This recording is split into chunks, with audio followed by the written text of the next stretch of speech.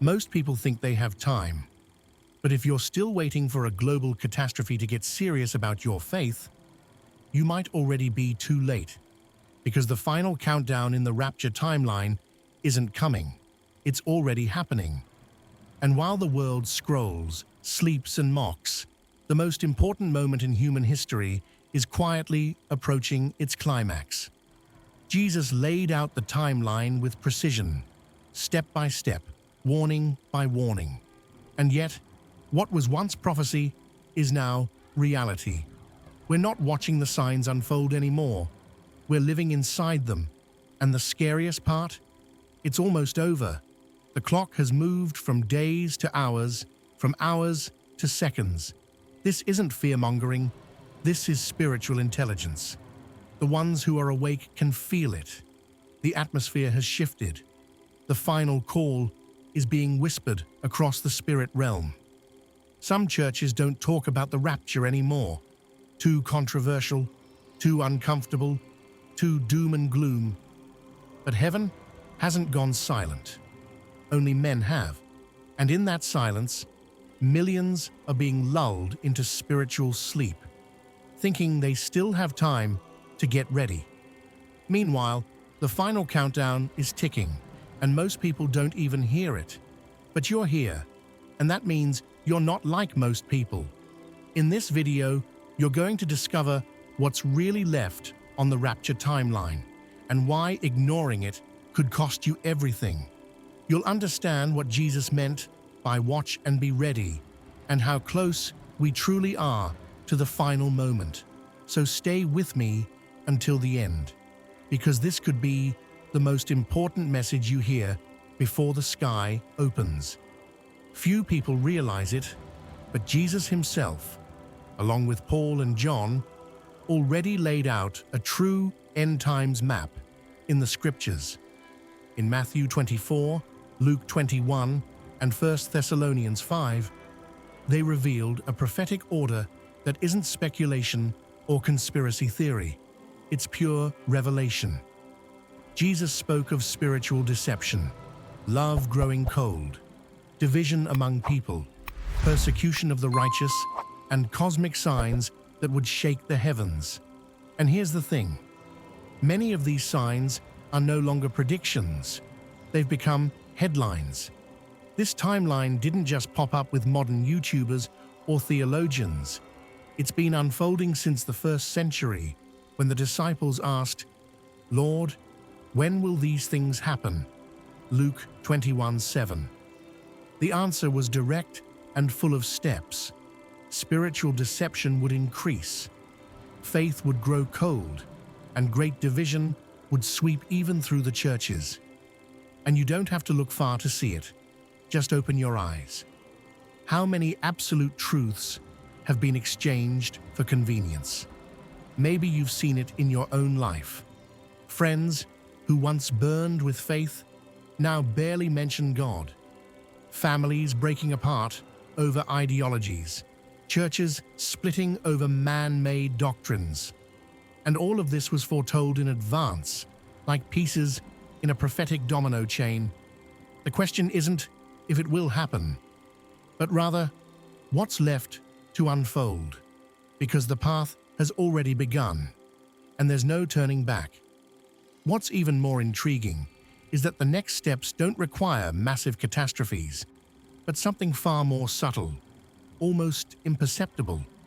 And that's where the danger lies, because the next phase of this prophetic timeline is already underway. Yet few realize that the countdown has already begun. This isn't just a ticking clock, it's a divine countdown, and it's unlike any other. We're not talking about a human calendar or the predictions of some doomsday cult. No, this countdown is spiritual. It moves according to heaven's rhythm, not man's. When Jesus described the birth pains in Matthew 24, he wasn't being poetic. He was warning us that there's an invisible timer, and we're dangerously close to zero. The early phases of this prophetic countdown, they've already happened. Apostasy? Just look at how many churches no longer preach truth, but comfort. deception. It's everywhere. False teachings, counterfeit signs, and leaders with no fruit of the Spirit. Love growing cold, tragically common. The compassion once found in communities of faith is now often replaced by performance, competition, and self-promotion. Now here's where things get intense. If the early stages are already behind us, what does that say about where we are right now? Spiritually speaking, we're in the final seconds of the countdown. Think about it, like the last moments before a rocket launch. Everything is in place, the sequence is locked in, and there's no more delay. The question is no longer if it's going to happen, but when. And we're closer than most are willing to believe. And this isn't about fear, it's about urgency. Because when a divine clock ticks, it doesn't ask for permission or wait for comfort zones. It simply fulfills what was written. And if that's true, then what's coming next isn't optional. It's inevitable. But how many are truly aware that the final countdown isn't future tense anymore? It's now. There are signs that shake the earth, and then there are signs that silently shake the soul. Everyone talks about earthquakes, wars, and blood moons. But the most dangerous signs, they're invisible. You don't see them on the news. You feel them in the spirit. Jesus warned us in Luke 21:34-36 that the final day would come like a trap, catching many off guard. Why? Because the real countdown isn't just global, it's internal. While the world fixates on political chaos and natural disasters, something much deeper is happening in the hearts of people. The love of many has grown cold, not overnight, but gradually, like a fire left unattended. Prayer lives have grown silent. Discernment has faded. Spiritual alertness is at an all-time low. These aren't dramatic signs, but they're deadly ones, like a disease without symptoms, until it's too late. This invisible countdown shows up in the way we handle distractions, hours spent on social media, zero time in the Word, passion for entertainment, but no hunger for holiness. People no longer ask, "Is this pleasing to God?" They ask, "Does it make me feel good?"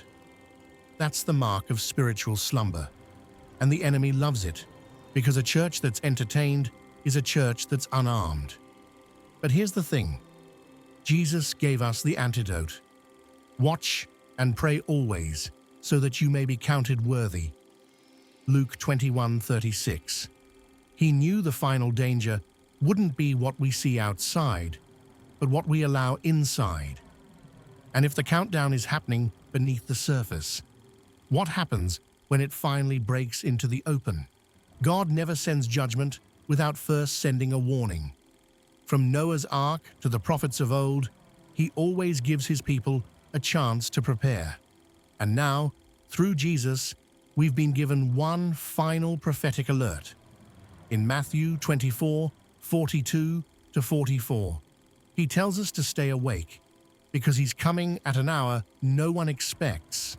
That's not just a poetic phrase, it's a spiritual alarm. Many will miss it simply because they were too busy, too distracted, or too confident that they had more time. The parable of the 10 virgins in Matthew 25 paints this clearly. All 10 waited for the bridegroom. All had lamps, but only 5 had oil, symbolizing preparedness, relationship, and inner fire. The others assumed they'd be able to get ready later, but later never came. When the moment arrived, the door was shut. Jesus wasn't warning sinners, he was warning the waiting. That's what makes this so serious. It's possible to be close and still not be ready. Revelation 3:10-11 adds another layer. Jesus promises to keep the faithful from the coming trial, but only if they hold fast. That means don't loosen your grip on truth, holiness, and vigilance. The warning is clear. Your crown can be lost if you let your guard down. spiritual laziness right now is deadly. This isn't the time to flirt with compromise. It's the time to strengthen what remains and stay alert, no matter what others are doing. If we know the timeline is in motion and the final call has already been issued, then every second counts. This isn't about fear, it's about being awake. Because once the cry goes out, there's no more time to prepare. And the question remains, when the bridegroom comes, will your lamp be burning? Spiritual indifference may be the most dangerous condition of the end times and the most deceptive. Unlike blatant rebellion, indifference wears a mask of normalcy. Jesus said the days leading up to his return would mirror the times of Noah and Lot. Luke 17:26-30. People weren't doing evil things. They were just living, eating, drinking, marrying, buying, building. But in their obsession with the ordinary, they became blind to the extraordinary. They didn't ignore God out of hatred. They just didn't notice him.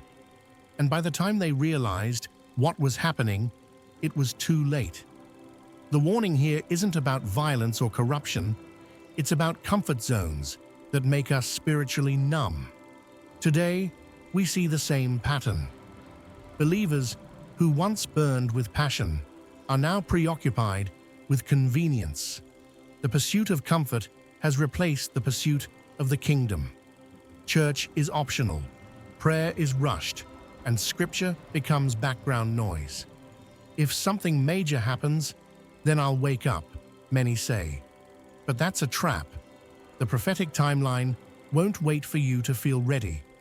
The return of Christ won't be delayed because someone wanted one more weekend of normal life. Indifference doesn't feel like sin, but it is a silent killer. It slowly dulls our senses until we're no longer moved by the things of God. And what fuels this indifference? Distraction, entertainment, constant stimulation. We binge-watch series for hours, but can't spend 10 minutes in the Word. We scroll endlessly through social media, but feel too tired to pray. The enemy doesn't need to attack the church if he can keep her entertained. And the danger is that while we wait for some apocalyptic moment to shock us into action, we miss the slow drift happening in our own hearts. The judgment of Noah's day didn't begin with rain. It began with unreadiness. And today, that same storm is forming over a generation that thinks it still has time. That's why Jesus warned, "Watch therefore, for you do not know what hour your Lord is coming." Matthew 24:42. Watching is not passive, it's intentional. Indifference makes you think tomorrow is guaranteed. But the prophetic clock doesn't operate on our convenience. While many still live as if nothing has begun, the seconds continue to fall away. And if we're not careful, the door will close. Not with a bang, but with the quiet thud of opportunities missed. The question isn't whether the clock is ticking. The question is, are we awake enough to hear it? If we truly believe the prophetic clock is in its final seconds, then preparation isn't optional. It's survival. Jesus never called his followers to be spectators of prophecy, but participants in a divine readiness. This means living each day not with fear, but with focus. The Bible repeatedly urges us to stay alert, to be found faithful, and to keep our lamps burning. Preparation in these final moments isn't about storing food or fearing collapse. It's about guarding your soul. It's about spiritual discipline. And most of all, it's about intimacy with God that can't be shaken by what's coming. Let's talk about vigilance. In Luke 21:36, Jesus said, "Watch therefore and pray always." Vigilance means living in constant awareness, not paranoia, but discernment. It means being spiritually awake in a culture that wants to keep you sedated. Practically speaking, This can look like setting aside time daily to seek God in prayer, not just for your needs, but to hear His voice. It means asking the Holy Spirit to reveal distractions in your life and remove the ones that steal your spiritual hunger. Even small shifts, like fasting from entertainment, waking up earlier to read the Word, or replacing noise with worship, can radically tune your heart to heaven's frequency. Then, there's holiness. In a time where compromise is trendy and spiritual lukewarmness is normalized, we're called to be set apart. Holiness isn't about perfection, it's about surrender. It's choosing to say no to what weakens your soul, and yes to what strengthens your walk with Christ. Maybe that means walking away from certain friendships, cutting off addictive habits, or refusing to water down your convictions just to fit in. God isn't calling for half-hearted followers. He's preparing a bride who is pure, burning with love, and unshaken by the chaos around her. And finally, full surrender. To live ready means to live like Jesus could return today. Would your life reflect a heart that's yielded? Would He find faith in you? The countdown isn't slowing down, and if anything, every second that passes is heaven's invitation to go deeper. Because when everything else falls away, only one thing will matter. Were you ready? The final seconds aren't a time for fear. They're a call to radical commitment. The final countdown isn't a theory. It's not a prediction. It's a spiritual reality unfolding in real time. And it's almost over. You've seen the signs. You've heard the warnings. Now the question isn't if you believe, it's if you're ready. Because this isn't about knowing prophecy. It's about responding to it. What you do next could determine your eternity. So let me ask you, are you living like someone who expects to meet Jesus soon? Or are you still hoping there's more time to play it safe, figure it out, and get serious later? What if later never comes? What if today is your final wake-up call? God isn't looking for perfect people. He's looking for people who are willing to surrender, willing to obey, willing to watch and prepare. If this message stirred something in your heart, don't ignore it. Let it move you to action. Leave a comment below right now and write, "I'm ready for the rapture." Declare it, speak it out loud. And if you know someone who's not ready, share this video with them, because they might never hear another warning like this one again.